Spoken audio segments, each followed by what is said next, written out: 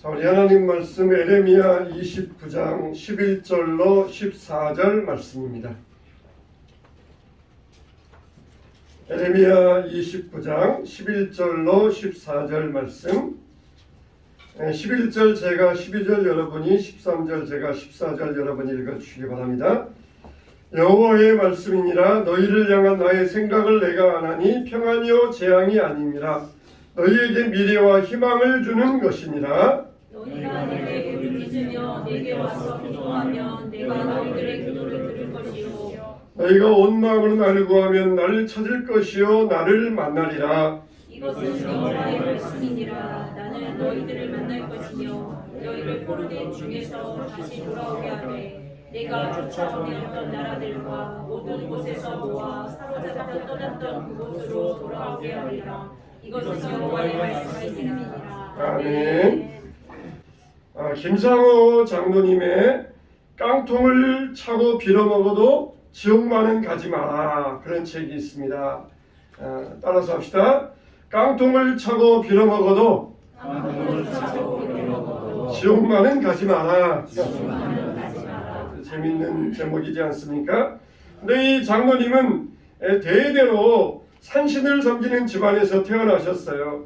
그래서 예수 믿기 전에는 술과 도박을 아주 좋아하셨습니다. 그래가지고 오른손 검지쪽 손가락을 도끼로 잘라낼 정도로 그렇게 도박하지 않겠다고 다짐했지만 또 얼마 가지 아니하여서 도박에 손을 댔습니다. 그러다가 흥청망청 세월을 보내다가 아랫마을 시골교회에서 전도를 받게 되었습니다. 예수 믿고 천국 가세요, 그 말을 들었는데 3일 밤낮을 귀에서 그 말이 예수 믿고 천국 가세요, 떠나지 아니하고 맨맨 돌더라는 것입니다. 노이로제 걸릴 정도로, 정신병이 걸릴 정도로 그 말에 기전 떠나지 않아서 아랫마을 전도사님을 찾아가가지고 기도받고는 그 소리가 기적처럼 멈추게 되었어요. 그리고 그 순간 하나님을 믿게 되었고, 그리고 열심히 주일 성수를 시작했는데 그만 1년 만에 6명의 자녀들이 차례차례 죽어가는 것이었습니다. 마지막 아들이 죽은 후에 무덤 앞에서 통곡을 하다가 기절을 했는데 그때 장로님은 천국과 지옥을 경험하게 되셨습니다. 먼저 천사의 인도를 따라서 지옥에 갔어요. 지옥에 갔더니 막 유황불에 거슬리고 또 마귀의 채찍에 휘둘리면서 살점이 떨어져 나가면서 흉측하기 이를 데 없는 자기 아버지를 만난 거예요. 그래서 아버지가 자기를 바라보면서 간곡히 부탁하기를 세상에 가거든 형제들에게 꼭 전도해야 된다.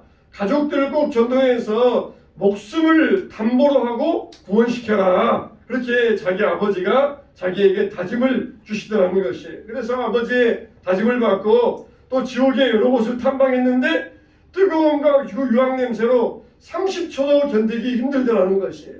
어느 곳에 갔더니 자살해 죽은 사람들이 모여있는 곳이 있었습니다. 거기에는 세상에서 유명한 여배우가 있었습니다. 그렇게 예쁜 여배우가 왜 자살했습니까? 그랬더니 자기가 최고로 잘 나가다가 인기가 떨어지자 도저히 외로움을 견딜 수 없었다는 것이, 그래서 날마다 술에 의지해 살다가 이러느니 차라리 죽는 게 낫겠다. 그래서 생각해서 산꼭대기에 올라가서 나무에 목을 매달아 죽었다는 것입니다. 후회하세요? 그럼요, 후회합니다. 죽은 후에 이런 세계가 있다는 것을 알았다면 왜 자살했겠습니까? 왜 기독교인들이 제게 예수님 믿으라고 전했지만 나는 그들의 삶을 보고 예수님을 믿지 않았습니다. 그랬다는 거예요. 왜 그랬습니까? 그랬더니 그들의 말과 행동이 일치하지 않았습니다.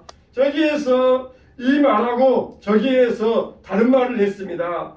그래도 내가 예수님을 믿어야 했었는데 그러더라는 것이에요. 자, 우리가 믿는 자들이 성경이 모습이 우리의 믿는 자들의 모습이 되어야 돼요. 우리 모습 때문에 얼마나 많은 사람들이 실족하고 하나님을 안 믿는지 모른다는 것입니다. 또 한 사업가를 거기에서 만나서 대화하게 되었는데 왜 죽었느냐 물어보니까 그놈의 돈 때문이지요. 돈 때문에 돈이면 한때는 안 되는 게 없을 줄 알았는데 모든 걸 다 갖추니까 흥미가 없어졌습니다. 그리고 목표가 없어졌습니다. 한마디로 재미가 없어졌습니다. 분명 예수 믿는 사람들에게 전도 받았을 터인데 왜 예수 안 믿으셨습니까? 왜 심판이 있다는 것을 모르셨습니까? 나는 사당 문턱에도 가보지 않았는데 이렇게 예수 믿고 천국 가세요. 그 마디 한마디에 예수 믿고 교회 나갔는데 왜 당신 같은 사람이 예수 안 믿었습니까? 참 신기하네요. 그러게요. 그러더라는 거예요. 그러면서 후회의 빛이 역력했는데 혹시 당신에게 구원의 손길을 뻗친 사람은 없었습니까? 물어보니까 예, 한 사람 있었습니다. 사업관계로 알게 된 큰 교회 장로인데 때도 떼먹고 도망갔다는 것이에요. 아니 그 사람이 정직하게 동거를 했다면 아마 좋아서라도 지금쯤 교회 열심히 다니는 성도가 되었을지 모릅니다. 그랬다는 거예요. 참 여러분 이분도 역시 마찬가지라는 거예요. 예수 믿는 사람 때문에 역시 시험 받아가지고 그리고 이 교회를 안 다니게 되었다는 것이에요. 그러다가 이제 천사의 인도를 받아서 천국에 갔는데 꿈에도 그리던 6자녀를 모두 만나게 된 것이에요. 정말 기쁨으로 그렇게 눈물로 기뻐하면서 그렇게 6자녀를 만났다는 것이 다 전부 6자녀가 천국에 있더라는 것입니다. 참 이 자녀들이 먼저 죽는다는 게 얼마나 슬픈 이야기입니까? 우리 권사님도 39살 된 손자가 죽었다는 이야기를 들었어요. 39살 된 젊은 손자 참 그 무력증으로 고생하다가 죽었다는 말씀을 들었는데 얼마나 참 마음 아프지만은 그러나 돌아보면은 천국에 우리보다 먼저 가서 거기에서 예수님 품 안에서 평안을 누리고 있을 것이다. 얼마나 좀 그 한편으로 생각하면은 위로가 되지 않습니까? 6자녀가 죽어서 슬펐지만은 천국에서 만났을 때 그 감격은 이유로 말할 수 없다라는 것이. 그런데 천국에서 실망하는 게 하나 있었습니다. 보니까 여기가 네 집이다. 가서 보니까 집터에는 기둥만 4개 덩그러니 박혀 있더라는 거예요. 뭐 벽도 없고 지붕도 없고 4개만 박혀 있더라는 것이. 그리고 자기 창고라는 곳에 가봤더니 구멍 뚫린 양말 10켤레 그리고 쌀가마니 10장만 놓여 있더라는 것이에요. 그래서 이게 도대체 뭔 일입니까? 그랬더니 한 번은 이 장로님이 딸을 데리고 교회 갔는데 옆자리 성도님 딸이 양말을 신지 않고 온 것을 봤어. 자기 딸의 양말을 벗겨가지고 그 아이에게 신겨준 게 그게 천국에서는 10켤레가 되어 있었어요. 그리고 어느 날 추운 겨울날 빈 가마니를 5장을 쥐고 이 집에 가는데 다리 밑에서 거지가 벌벌 떨고 있길래 가마니 한 장 던져주었더니 그게 하늘나라에서는 10장으로 바뀌어 있었어요. 그러니까 너희가 천국에 오는 것은 믿음으로 오지만은 상급은 행함으로 받는 것이다. 네가 상에서 상급이 이것밖에 없는 것은 천국에서 이것밖에 행한 일이 없어서 너는 이것밖에 천국에서 상급이 없단다. 그럴 때 너무너무 부끄러워가지고 고개를 숙이셨다는 것입니다. 정말 여러분 이분은 천국에서 돌아오셔가지고 일평생 자기를 위하여서 양복 한 벌 사입지 아니하시고 전도와 구제와 봉사에 힘쓰시다가 88세에 소천을 하셨어요. 정말 천국에서 큰 상을 받으셨고 그리고 이 하나님께로부터 큰 칭찬을 받으셨으리라 믿습니다. 할렐루야. 이와 같이 천국을 사모하면서 우리의 믿음이 상급 쌓는 믿음 되시기를 축원합니다. 축원합니다. 그런데 이 땅에서는 이 지옥 땅으로 고통스러운 게 전쟁이에요. 전쟁.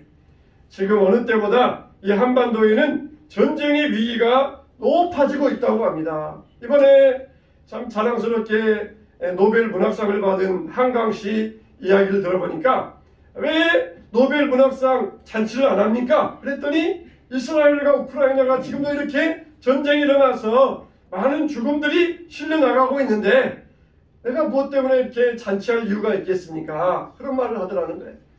참 내세에서는 지옥이 가장 무섭지만 현세에서 무서운 것은 전쟁이에요. 전쟁.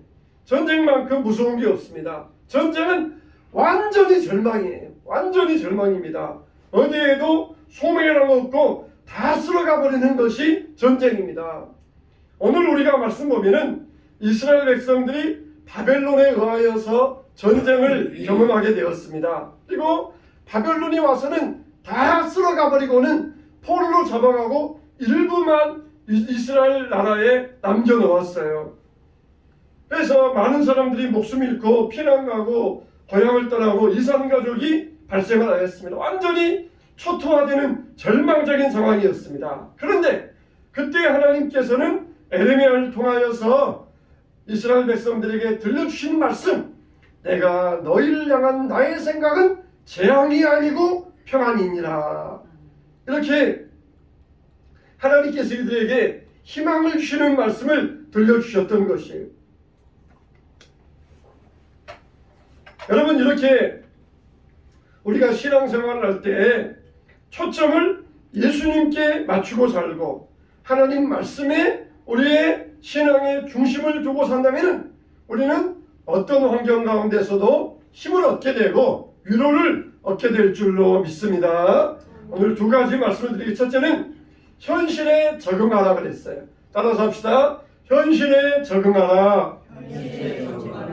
29장 5절 말씀 우리가 읽지 않았지만 그 앞절 말씀 보면 이런 말씀이 나와요. 너희는 집을 짓고 거기에 살며 텃밭을 만들고 그 열매를 먹어라. 이런 말씀이 나옵니다. 그러면서 너희들이 앞으로 70년이 지나면은 여기에서 고향 땅으로 돌아가게 될 것이다. 그런 말씀을 들려주십니다. 여러분, 70년이 지나면은 어떻게 된다고요? 고향 땅으로 돌아가게 된다고요. 그런데 이 말씀이 이들에게는 하나도 위로가 안 됐어요. 전혀 마음에 기쁨이 되지 않았습니다. 항상 보면은 어디에나 거짓 선지자들이 따라다니기 마련이에요. 참 선지자 에레미야는 70년이 지나면은 너희들이 고향 땅으로 돌아갈 수 있을 것이다. 그렇게 이야기했는데 거짓 선지자 누가 있었느냐? 하나냐라는 거짓 선지자가 있어가지고 이 사람이 나와서 말하기를 아니다. 너희들은 2년만 지나면은 고향 땅으로 돌아갈 수 있을 것이다. 그렇게 거짓 예언을 했어요. 70년과 2년 어떤 게 좋겠어요? 당연히 2년이죠. 2년. 70년 동안 피난살이하는 것보다 2년만 있다 간다는 게 얼마나 큰 힘이 되었겠습니까? 그러나 그것은 거짓말이에요. 거짓말. 그거는 거짓 위로입니다. 우리는 이렇게 거짓말에 속으면 안 됩니다. 저희 군대 갈 때가 되니까 여러 가지 유언비가 돌아요. 이제 군대 생활 기간 줄어든다는 것이에요. 심지어는 통일되면은 군대 안 가도 된다는 것이에요. 군대 갈 사람에는 정직하게 군대 잘 갔다 와라. 오히려 군대 기간을 너의 정신적인 성숙의 기간으로 삼아라. 신앙의 성숙의 기간 삼아라. 그렇게 정당하게 위로해 줘야 되는데 위로해 준다고 야야 군대 생활 줄어든대. 통일되면 군대 안 가서 된대. 그런 말 하면은 거짓 위로예요. 거짓 위로. 군대 생활하면은 탈령하지 말고 성실하게 군대 생활해라. 그래야 될 터인데 군대 생활 줄어든다. 복무기가 줄어든다. 그렇게 거짓 위로하면은 아무런 도움이 안 되는 것이. 오늘날 이단들이 그렇습니다. 얼마나 많은 이단들의 가르침이 있는지 몰라요. 근데 사람들은 정직한 가르침보다 이단의 가르침을 더 좋아해요. 70년이 좋겠어요? 2년 좋 당연히 2년이 좋을 거 아니겠습니까? 그러니까 70년을 지내려면은 여기에서 긴 세월 지내야 되는데 2년이니까 그냥 대충 지내다 보면은 2년이 지나가요. 그래서 대충만 지내도 2년만 지나가면 되니까 그렇게 허송세월하고 만다는 것이. 근데 70년간 뭐 하라는 것이에요? 여기에서 텃밭을 만들고 집을 짓고 그리고 결혼을 해서 자녀를 낳고 또 그 자녀가 또 자녀를 낳고 그렇게 해서 여기에서 70년 동안을 살아야 된다. 이게 하나님의 명령의 말씀이셨던 것입니다. 여러분, 이 말씀은 우리에게 우리 삶에 있어서 항상 희망 고문하지 말고 현실에 잘 적응하며 살아라 하시는 하나님의 말씀이신 것이에요.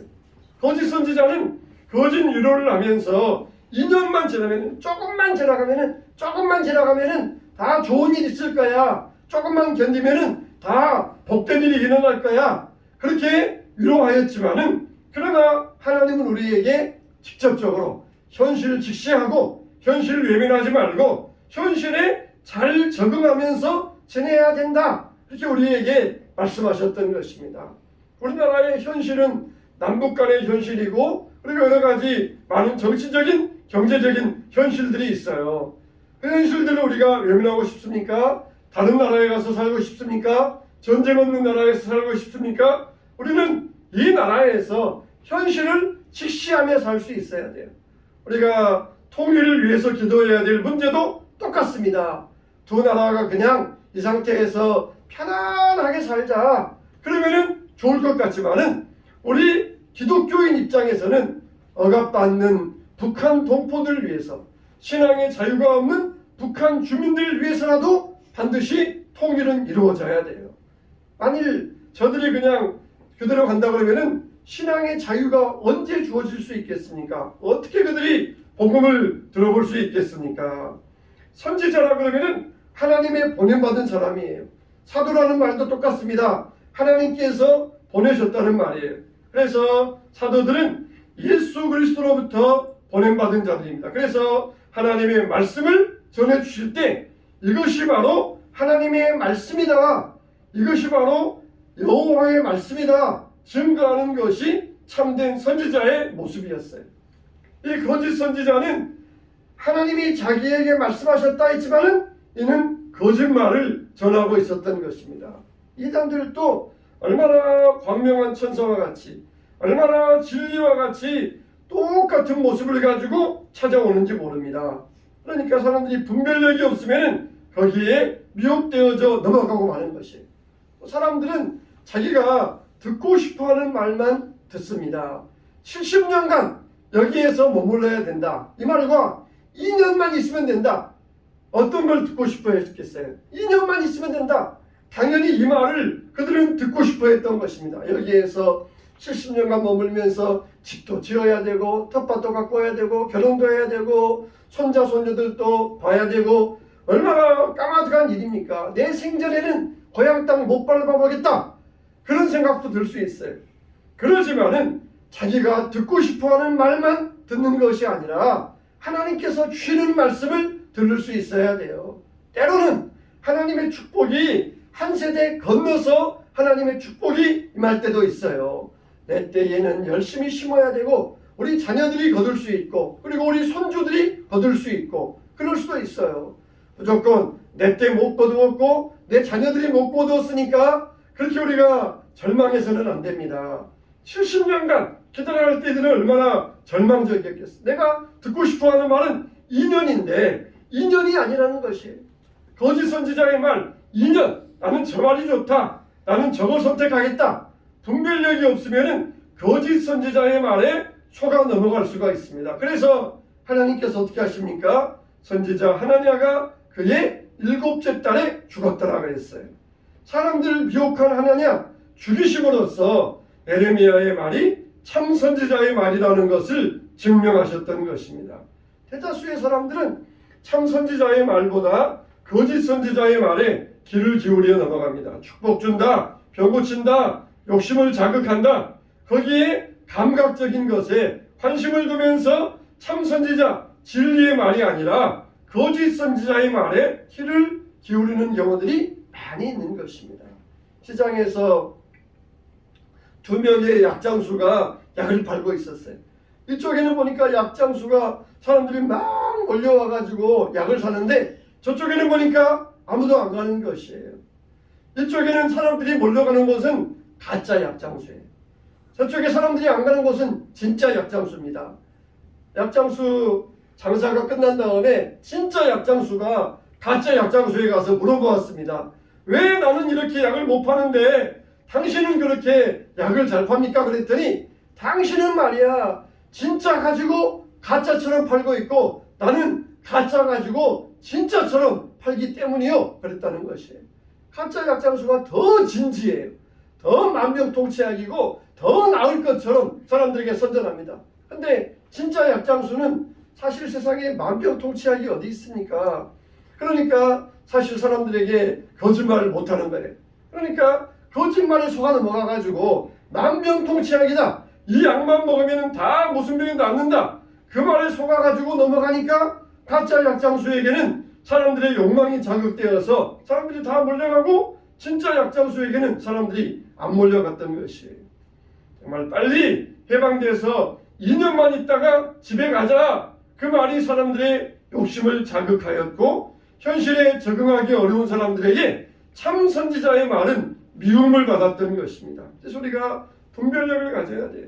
우선 내 입에 맞는 말만 우선적으로 들을 것이 아니라 하나님 편에서 하나님 말씀에 귀를 기울일 수 있어야 됩니다. 우리는 언제 어디서든지 하나님 편에서 생각하고 말씀 편에서 분별력을 가질 수 있어야 됩니다. 그래서 눈에 보이고 손에 잡히는 감각적인 것, 입만에 맞춘 것만 초점을 맞추면은 미혹의 영에 넘어가게 되는 것입니다. 포로로 잡혀가는 이스라엘 백성도 있었고 예루살렘에 남아있는 이스라엘 백성들도 있었어요. 여러분, 우리는 내가 있는 곳이 최선의 장소임을 알고 충성하시기 바랍니다. 바벨론에 포로로 잡혀간 자, 우리는 무슨 이렇게 팔자가 살아와서 바벨론까지 끌려와서 여기에서 70년을 있어야 되는가, 원망하고 불평했을지 몰라요. 남아있는 자들은 우리는 참 복받았다, 여기에서 이렇게 편안하게 살 수 있으니까 복받았다 그랬지만은 그들은 다시 전쟁에 넘어가 가지고 뿔뿔이 흩어지고 죽임을 당하고 말았던 것이에요.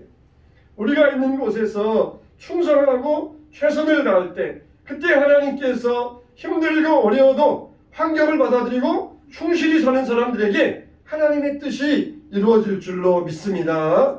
우리는 항상 현실에 적응하며 살아야 돼요. 우리 기독교인은 잘 현실 적응자들입니다. 현실에 잘 적응하는 사람들, 우리 기독교인의 모습이에요. 어떤 현실이 우리에게 임한다 할지라도 우리는 그 현실 가운데에서 하나님의 뜻을 붙잡고 나아가게 되시기를 주님의 이름으로 축원합니다. 두 번째, 미래의 희망을 가져라. 따라서 합시다. 미래의 희망을 가져라.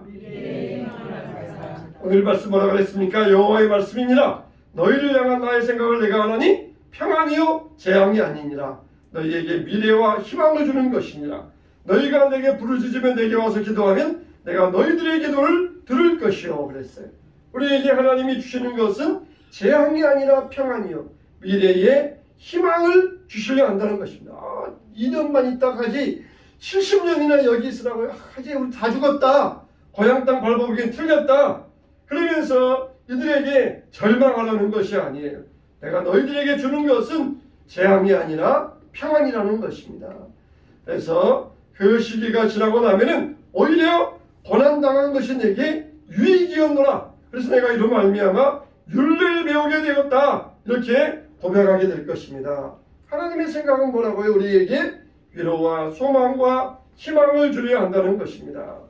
하나님은 우리에게 위로와 소망과 희망을 주려 한다는 것이 에레미야 말씀 29장 19절을 보면 여호와의 말씀이니라. 너희들이 내 말을 듣지 않았기 때문이니라. 내가 내 종 선지자들 너희에게 꾸준히 보냈으나 너희는 그들의 말을 듣지 않았느니라. 여호와의 말씀. 이 말은 지금 예루살렘에 남아 있으면서 하나님께서 선지자들 보내주시어서 경고하는데도 우상 섬기고 쾌락에 젖어 살았던 사람들에게 주시는 하나님의 경고의 말씀이에요.